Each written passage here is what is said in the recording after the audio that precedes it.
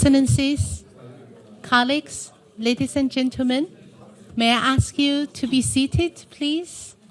We're ready to start celebrating 15 years of IBSA facility for poverty alleviation and end hunger. Thank you. Feel free to find a seat.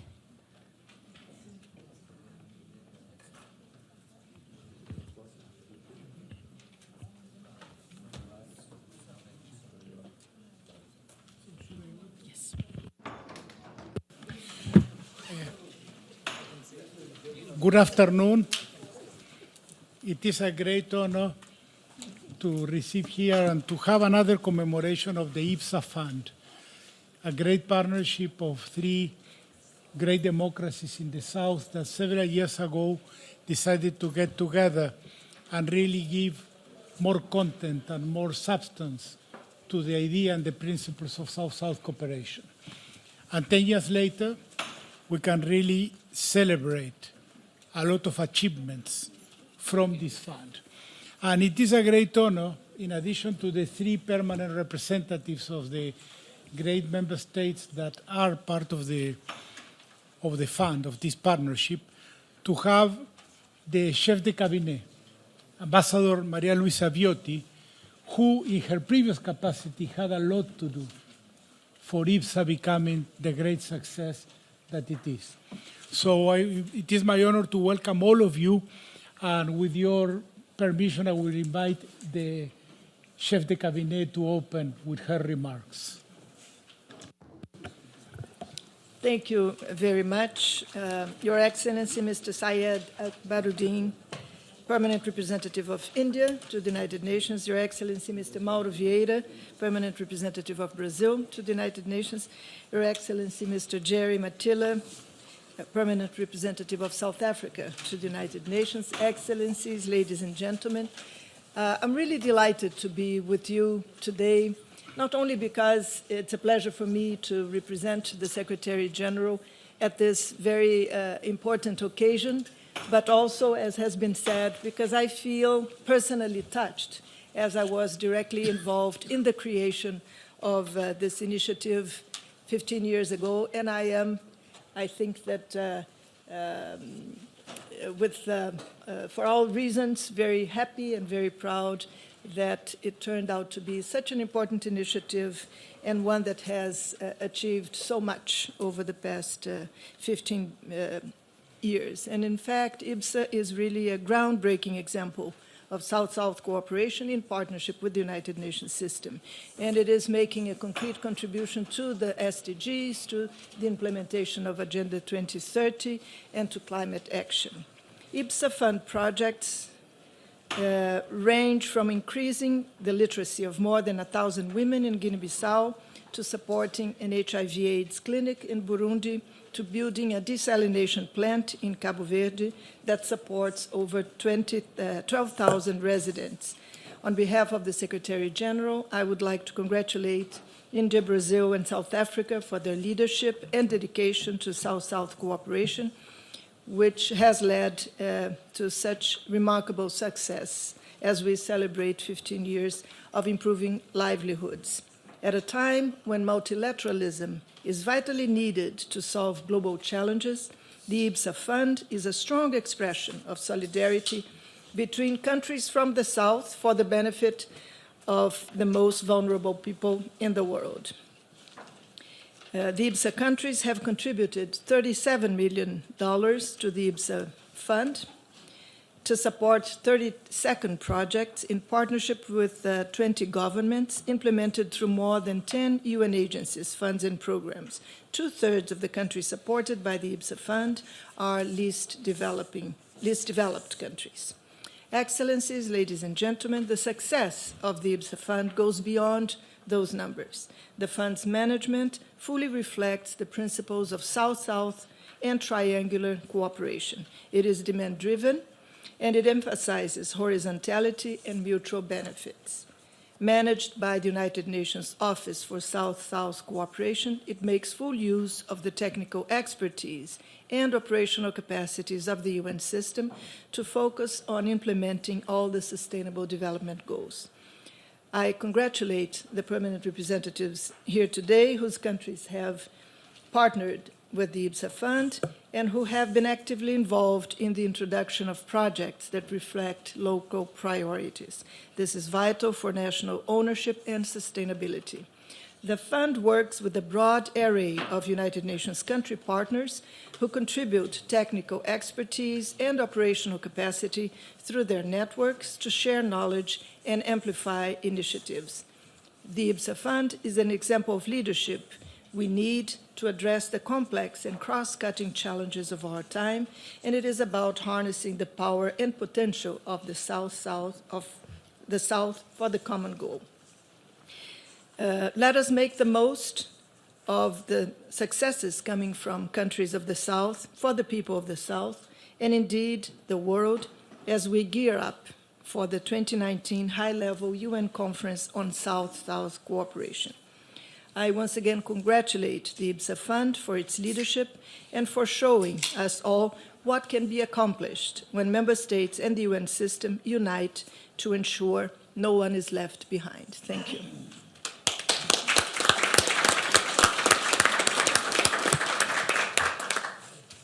Thank you very much, Madam Chef de Cabinet. Before proceeding with the speeches by the permanent representatives, we have a short video of the fund, 4 minutes. So please, let's proceed to show. For 15 years, the India, Brazil, and South Africa Facility for Poverty and Hunger Alleviation, or IBSA Fund, has partnered with developing countries and the United Nations system to advance the achievement of the Sustainable Development Goals. In 15 years, the fund has contributed $37 million to 32 unique projects with 20 partner states. To facilitate poverty and hunger alleviation, the IBSA Fund has enabled improved livelihoods for 4,000 households through enhanced seed production, unsupported conservation agriculture with over 1,100 farmers trained at a pilot school farm, and more than 1,800 farmers trained in practices that increase yields and the sustainable production of crops. IBSA and its partners have enabled improved nutrition by introducing the diversification of crops, breeds of livestock, animal vaccinations and trainings that have enhanced the diets of over 13,100 ruminant farmers. The fund has built or refurbished a center for HIV/AIDS prevention, 2 healthcare centers, 2 hospitals, and a medical center providing accessibility to health services to tens of thousands of people, and it has trained 300 health professionals in remote villages through digital resources. 1,000 adults, mostly women, have been trained to become functionally literate, and 1,500 women are empowered to produce efficient cook stoves that contribute to healthier livelihoods and protect the environment. IBSA and its partners have provided 12,000 residents with access to safe drinking water with support for a desalination plant, and 25 rural villages with access to solar energy. 1,200 youth have improved their employability through volunteering, and nearly 3,500 youth have received vocational training and secured jobs. The fund has built a multi-purpose sports complex providing 6,600 youth with space for sports and team activities. Partners enabled healthcare services for 2,000 children with disabilities and trained 6 doctors and 11 paramedics. IBSA is contributing to sustainable cities by enabling refurbished markets and tarmacs and providing over 350,000 residents with access to better solid waste infrastructure. IBSA has strengthened climate adaptation and protection of the environment, having enabled anti-erosion measures, training 300 farmers in watershed management, and rehabilitation of 300 hectares of lowlands. A presidential cabinet and 5% of ministerial staff have been trained on good governance practices. violence was reduced with reclassification from a security red zone to a yellow zone through waste management activities. IBSA has been lauded as a shining example of how developing countries, in partnership with the United Nations system, can promote a better world. The IBSA Fund follows South-South cooperation principles and benefits from an engaged and dynamic board of directors that oversees the Fund's South-South strategies. The United Nations Office for South-South Cooperation is pleased to serve as the fund manager and board secretariat of the IBSA Fund. IBSA has renewed its commitment to partner with the United Nations system, implementing new projects with developing countries globally to create a world where no one is left behind.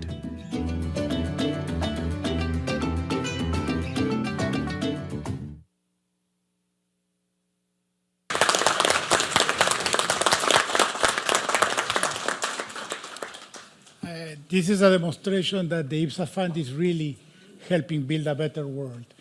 And I would like now to invite the permanent representative of India and chair of the IBSA Fund to take the floor.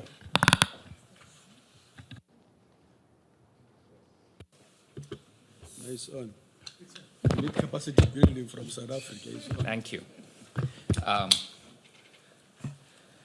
Chef de Cabinet, Her Excellency Maria Ribeiro Viotti, Excellencies, Director Shadiek, and friends. A very warm welcome to all of you, and we thank you all for joining us here on what is a special occasion as we mark the 15 years of this initiative. And we are grateful that somebody who was at the inception and a founder of this, Maria Luisa Ribeiro Viotti, is here with us. 15 years ago, India, Brazil, and South Africa came together to launch this unique initiative in the long tradition of South-South cooperation. As three large democracies and developing countries from three different continents, our countries brought together many shared as also unique experiences, common development concerns, and priorities. We felt then and continue to believe now that these are widely shared by a large number of developing countries beyond the three of us.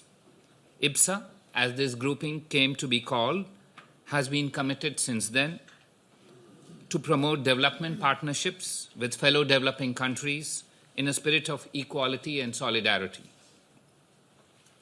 The group launched this IBSA Fund in close association with the United Nations, at that time the Special Unit of South-South Cooperation at the UNDP. The decade plus since then has witnessed a significant expansion of South-South cooperation.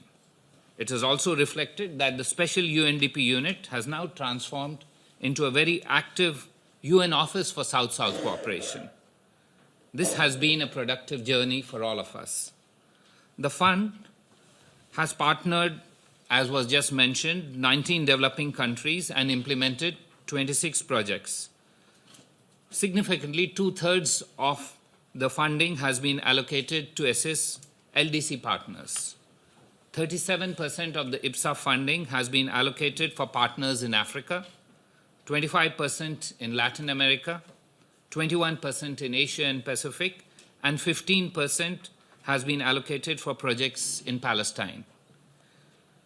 While the fund started at a time when the world was focused on MDGs, today the projects under the fund are aligned to meet priorities of our partners in achieving various SDGs. Nearly 85% of the funding has been allocated for projects in 4 major areas, that is agriculture, employment, health, and water. These are all very essential aspects towards achieving poverty alleviation, which remains the focus of this fund. The success of the fund derives from the emphasis on the basic principles that underline South-South cooperation. These flow from the project proposals originating from partner countries themselves, based on their own needs and priorities, and the non-prescriptive nature of the funding that does not come with any strings attached. The projects are not driven by any commercial interest and are implemented by a competent UN agency or relevant national authorities or any entity of choice of the partner country in the field. The unique nature of the governance structure of the fund, where 3 developing countries and the UN Office for South-South Cooperation collectively take decisions and review implementation, is a unique model of peer review, transparency and accountability in executing projects based on due diligence. The UN resident coordinator system is closely involved in the implementation of this fund. The projects identified are worked upon by the United Nations resident coordinator with a certain degree of flexibility in identifying appropriate agencies, which is now being understood as being vital for an effective implementation. The annual report of the fund, which will be released shortly, is a testimony to the transparency and collaborative nature of our endeavors. As we prepare for BAPA Plus 40 conference, we believe that the IBSA fund remains an important and unique initiative where developing countries have pooled together to partner fellow developing countries to assist them in modest ways according to their own priorities. The value of this fund is that it demonstrates a common desire to achieve the 2030 agenda and the spirit of partnership that is now embedded in SDG 17, but is not always visible in today's challenging times. The fund shows that there can be various innovative solutions to overcome our common problems by helping each other. I thank all of you again for joining us today and look forward to hearing from my colleagues here and from all of you who have experience and exposure of working in the field too. Thank you very much. Okay. Thank you very much, Mr. Ambassador. I would like to invite now the permanent representative of Brazil to take the floor. Thank you very much, Mr. Chair. Dear colleagues, PRs of India, Syed Akbaruddin, and from South Africa, Jerry Maitila, my dear friend and colleague, Chef de Cabinet, Ambassador Maria Luisa Viotti, and distinguished guests and delegates. Thank you for attending this special event on the 15th anniversary of IBSA Fund. I also feel very close to the inception, the creation of this fund, as I was 15 years ago, working with the team that, on the Brazilian side, established the fund. I was chief of cabinet to the foreign minister by that time. So, on both sides, I'm Brazilian, Maria Luisa here, we worked together for the creation of this fund. Through the IBSA Fund, India, Brazil, and South Africa have enhanced South-South cooperation with several countries from the Global South. Our accomplishments, as we just saw in this video, speak loud to what we have done throughout the years, always with the spirit of solidarity. The IBSA Fund for the Alleviation of Poverty and Hunger was established together with the IBSA group in itself, with the objective of facilitating the implementation of human development projects to advance the fight against poverty and hunger in developing countries. By doing so, the initiatives supported by the IBSA Fund touch simultaneously on many of the Sustainable Development Goals, and projects have the potential to impact on and to transform the lives of the local communities directly involved in their implementation.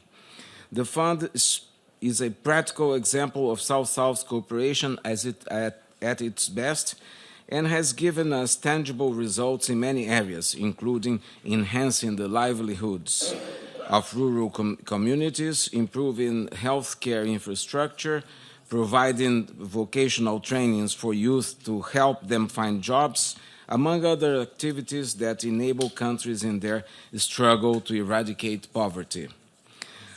It must be underlined that IBSA Fund is demand-driven, and the projects supported within the framework fully respect national ownership, equality, non-conditionality, mutual benefit, and other overarching principles of South-South cooperation. As a group, We are proud to be part of an initiative that goes beyond the financial aspects and that provides countries with adequate assistance to build local capacities during the implementation of projects. We are also proud of the fact that the majority of the fund's financial resources have been devoted to projects implemented in least developed countries. As a mechanism of South-South cooperation, the IBSA Fund is a tool for developing partners that operate in a more complex environment.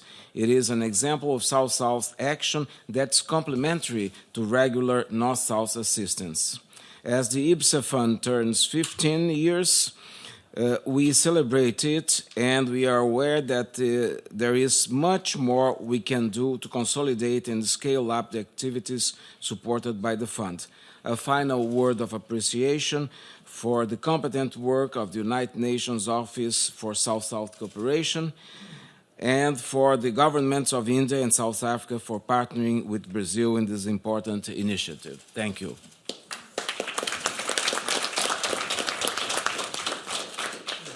Thank you very much for your kind words, Ambassador. And so you see your Ambassador Beauty, and you saw the baby, and now you have a teenager. And now I would like to invite the permanent representative of South Africa to take the floor. Program Director, Chef de Cabinet, Maura and Said, colleagues, Excellencies, I see a number of our colleagues here. The colleagues have given the data of where we are, what has happened. I just want to maybe go back because indeed the fund was never meant to be a big fund. You all contribute $1 million a year. That's very modest. Because I think if you take annually what Brazil, South Africa, and India provides bilaterally is billions of dollars. So the issue was, why $1 billion, why $1 million? You recall President Lula was a bit irritated. We had a meeting somewhere, and he felt very irritated by the IMF and World Bank conditionalities. I think President Lula was a rebel by nature. So he says, no, but we can't go on this way. You cannot put poor developing countries in this kind of situation. So let's do something. And that same thing had three objectives. First, solidarity.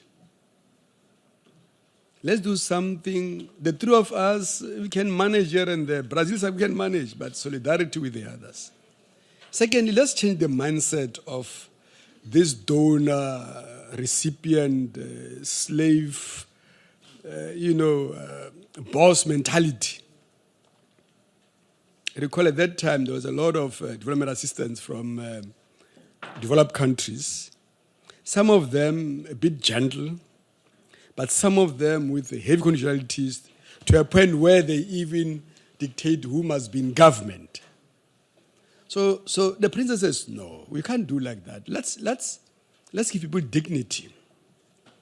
Let's change this thing. That's why we call it solidarity for cooperation. Let's cooperate. And the third one was ownership. Let's make sure that people own their development initiative. Let's give them seed money. That you don't need a lot of money to start something. We have something in Africa called small is beautiful. So let's go to these countries and say, with this money, surely, and it's a grant. You don't have to pay it, but it's a grant. But show your people that you can do something small. So these three things, colleagues, were the ones that really kept this project going.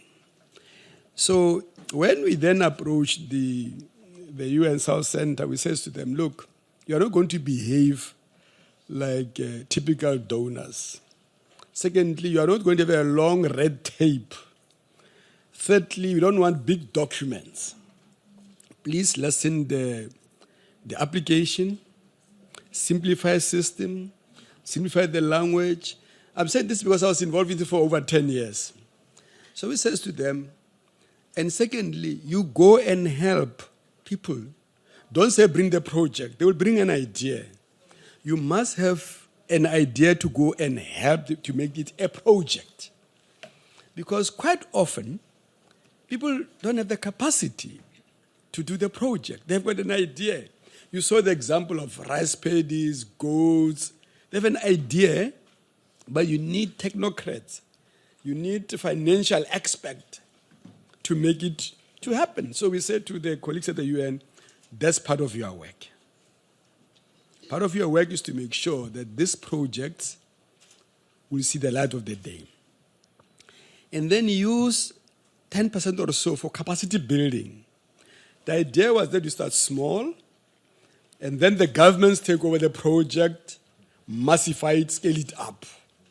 But to do that, you must create local capacities.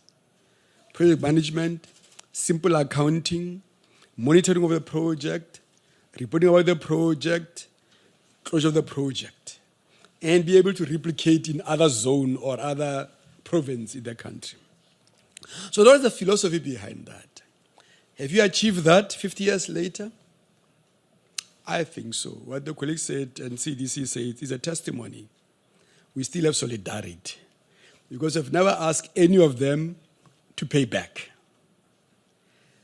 It's still solidarity. And indeed, you have seen in many situations sustainability. By the way, this idea predates SDGs. In fact, it predates even MDGs. So it was sort of this long-term vision from the leaders of IBSA. Of course, other countries also do the same. That we think if you do this, we'll give people dignity, we'll assist them. And then we said the target. The target is women. And we found out that if you give a professor, if you give women $100, they will account for it. But if you give Jerry $100, I'll account for $50, $1, there was a punch on the road, and all these kind of things. I will account for half. But CDC will account for 100%. And I think we're proven right. Where you see project run by women, there's been almost near 100% accountability and sustainability. I'm not saying we should change the criteria for disbursement. It should be only women. Secondly, young people.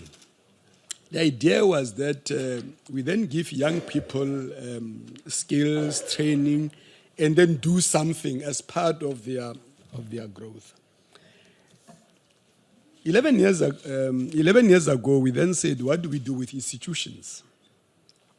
You'll recall that in 2010, I happened to be the chair of the ILO board in Geneva.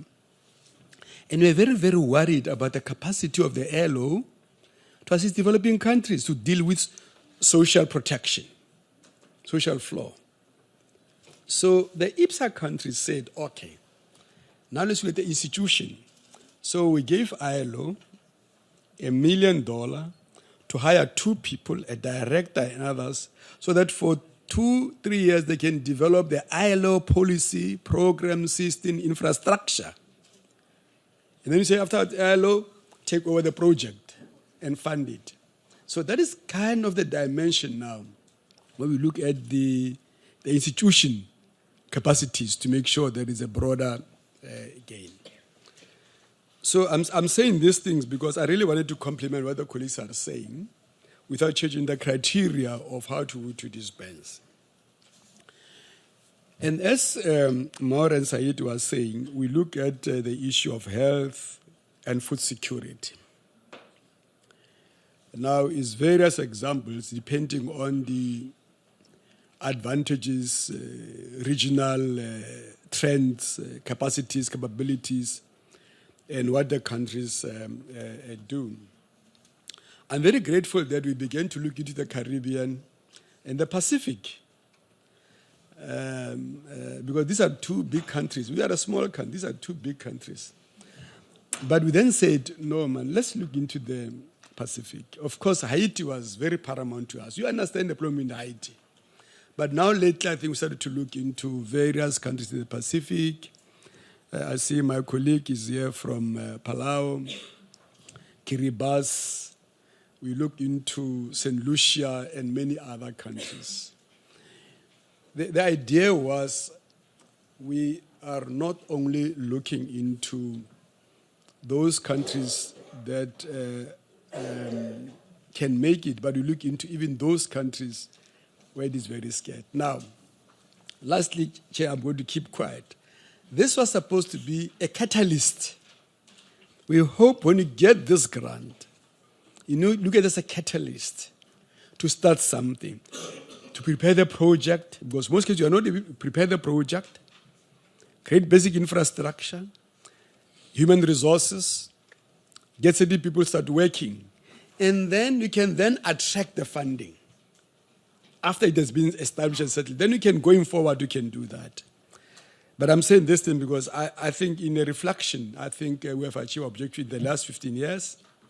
And CDC, I want to thank you and the SG for this solidarity, for allowing us to abuse these guys at the South Center to deal with these issues.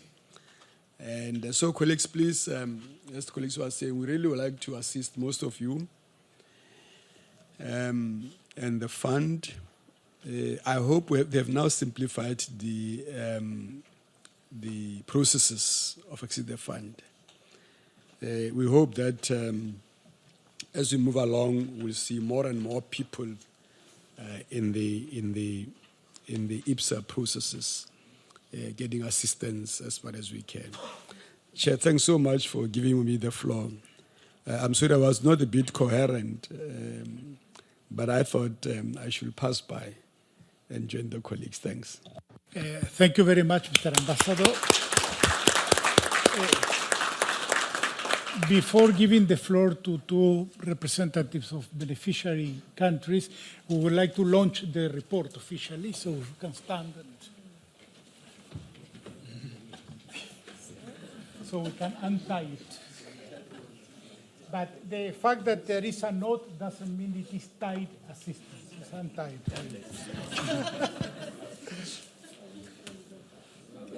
Yeah. Oops.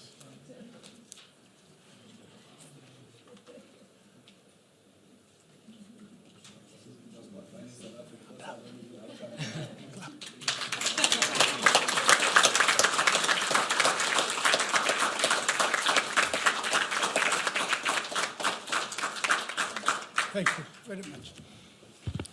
I would like now to invite the representative of Cambodia to give some remarks. And if you allow me, I will go to another meeting. I'll invite my deputy director to take over.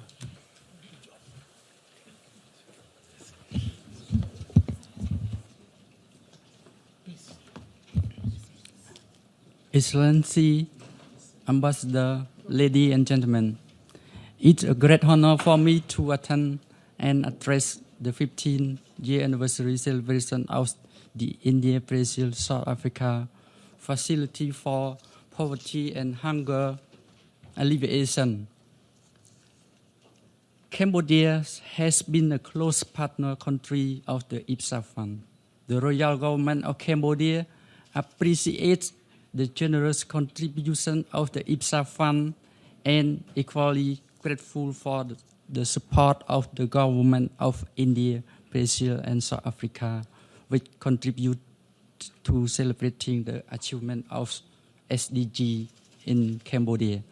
The Royal Government of Cambodia aspiration to achieve a higher middle income status by 2030 and a high income country by the year 2050, as well as prepare our labor force to meet the market need and the unfolding Industrial Revolution 4.0. As Cambodia has the largest generation of youth in its history, with young people aged 10 to 24 comprising over 2/3 of Cambodians. Each year, roughly 300,000 Cambodia into workforce, presenting the country with that requires substantial investment in enhancing youth employability and provision of additional decent job opportunity. Meanwhile, youth vulnerability, including poverty and social exclusion, need to be addressed as well, which require improved access of youth to quality education, career guidance, and health service. Government also recognize quality education, youth empowerment, and participation as an important development priorities. However, the biggest challenge of our youth sector is facing a skill mismatch, the lack of youth ICT learning, less practice on soft skill and hard and life skill. In order to achieve the above-mentioned priority, the Cambodia Ministry of Education, Youth and Sport has embarked on education reform in order to provide quality education and opportunity to improve skill to young people. With that, they will be able to embrace the future where the next generation to be well equipped with knowledge, skill, and committed to sustainable community development to become an active global citizen. Here, I would like to highlight volunteerism as one of the mechanisms to help expand youth empowerment in Cambodia. This is evident in an ongoing IBSA Fund project on enhancing youth employability, which is implemented by UNV.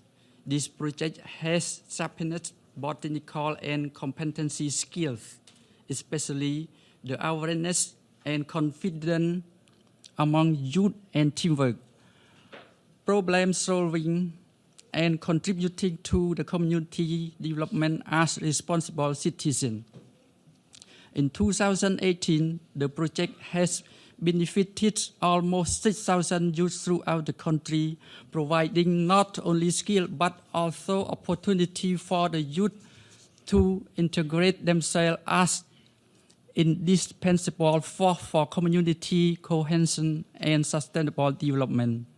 As we are gathering here today, 4 young volunteers from India are working actively in 3 provinces of Cambodia, exchanging their knowledge on institutional infrastructure of youth volunteering in India and moreover, embedding their individual expertise in community-led development solutions in Cambodia in area of gender mainstreaming, waste management, and environmental sustainability.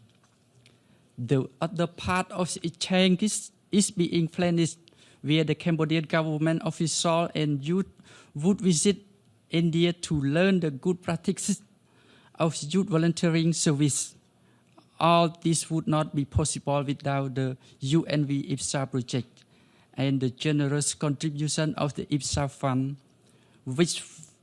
for which we remain very grateful. Excellency, Ambassador, ladies and gentlemen, on behalf of the Ministry of Education, Youth and Sport of the Kingdom of Cambodia, appreciates the partnership with UNV and IBSA project and the IBSA Fund. The partnership is unique as it based on South-South cooperation as an effective approach to tackle development challenge and providing demand-driven solutions deeply rooted in development needs and priority of Cambodian people. On the 15th-year anniversary of the IBSA Fund, and on behalf of the Royal Government of Cambodia and thousands of beneficiaries of the UNV IBSA Fund project, please allow me to send our best wish for success and prosperity of the IBSA Fund. Please trust very sincere will of the Royal Government of Cambodia as a close partner of the IBSA Fund. We sincerely look forward and would be grateful for opportunity to expand our successful collaboration. Thank you very much.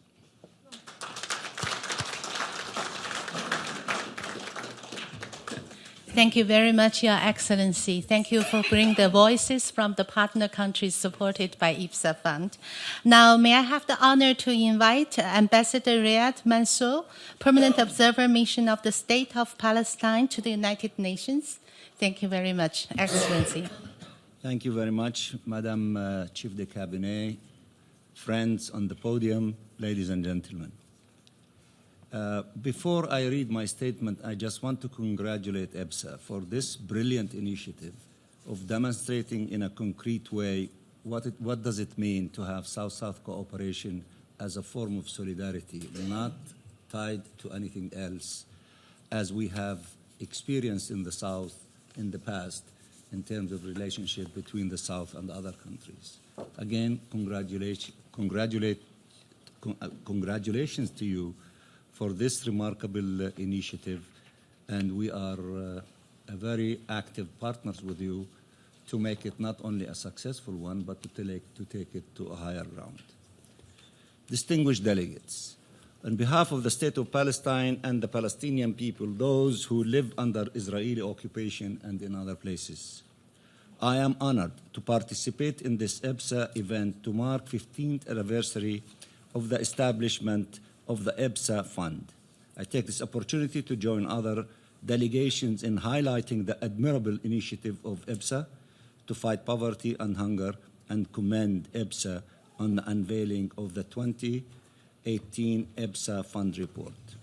As one of the beneficiaries of the IBSA Fund, the State of Palestine expresses its deep appreciation for the development assistance extended to the Palestinian people by the Fund as a concrete demonstration of solidarity within the context of South-South cooperation. I would also like to share the beneficial impact of recently completed IBSA projects in Palestine being undertaken in cooperation with relevant government ministries and institutions. And before I deal with the 4 projects that have been completed in the State of Palestine, 2 in the West Bank and 2 in the Gaza Strip, let me also express our gratitude to IBSA for the special role that you have played during the course of this year. While UNRWA was facing the massive financial crisis that it went through, IBSA played a very important role in bringing that deficit from $450 million to a manageable about $21 million today. It's a remarkable response from the international community, not only on the theoretical level of expressing solidarity with the Palestinian refugees and with UNRWA, but on the concrete level of being able to come up with this tremendous amount of money after the punishment of the U.S. administration of denying annual payment of $300 million. Having said that, the State of Palestine has received generous support from IBSA Fund to implement 4 projects. All of them have been successfully completed. One project is the Center for Persons with Severe Intellectual Disabilities in the city of Nablus, which is equipped to serve individuals with intellectual disabilities. In partnership with the Palestinian government and UNDP/PAP, this center runs protection and rehabilitation program for adults with disabilities and operates a referral system for services from other providers. A sports complex in Ramallah, that's the second project, funded by IBSA, is providing many opportunities in recreational and team sports. The complex offers indoor soccer, fencing, snooker, gymnastics, table tennis, volleyball, and badminton facilities, a fitness room, a clinic, and spectator stands. To date, over 23 organizations and 6,600 people have used the facility for various athletic events. The project fosters leadership development as the complex hosts youth sports leagues and provides an important venue for community gathering. The third IBSA initiative to rebuild the cultural and hospital center in the Gaza Strip that was damaged during conflict was a resounding success. With IBSA's partnership, the Palestinian government was able to refurbish the 9-story building and resume operational capacity to the hospital. This new hospital is being operated by the Palestinian Red Crescent Society. It includes patient recovery rooms, administrative offices, and rooms for psychosocial support activities, improving the people's access to healthcare services.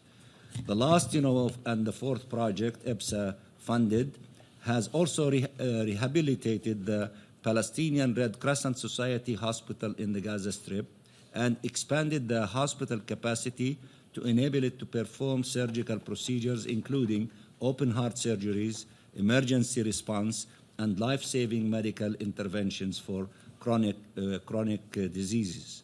The project provides for 50 to 60 additional hospital beds, thereby extending the reach and scope of healthcare services to the Palestinian population in the Gaza Strip, where the health sector is on the brink of collapse, struggling to cope with the vast need for medical and life-saving services. We are very proud to be a partner and beneficiary of such an initiative, and we look forward to similar future initiatives.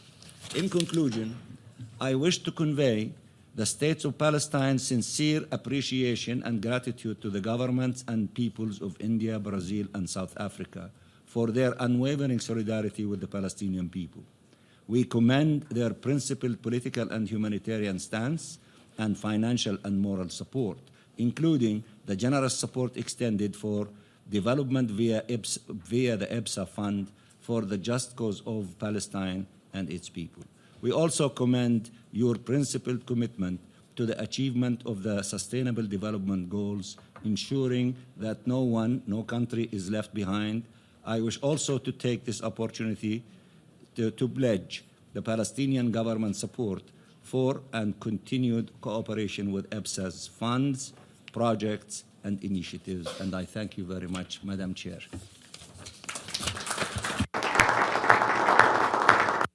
Thank you very much, Your Excellency. I'm very sorry that we wouldn't have time for open discussion, but we all witnessed and heard the real results achieved through IBSA Fund support. And this is a demonstration of strong solidarity and also what development results needs, persistent efforts of the three countries and all others to work together. So that is 15 years. And as UNOSSC, we are very proud to support this excellent fund and to witness every day there's new progress on the ground and every day there's new achievement. Thank you very much for your enthusiastic participation. We have seen so many countries and agencies represented here. Thank you very much. And I would like to invite you to proceed also to the plenary. The Solution Forum on Innovative Financing for South-South and Triangular Cooperation is about to start in 1 minute. Thank you very much, Excellencies.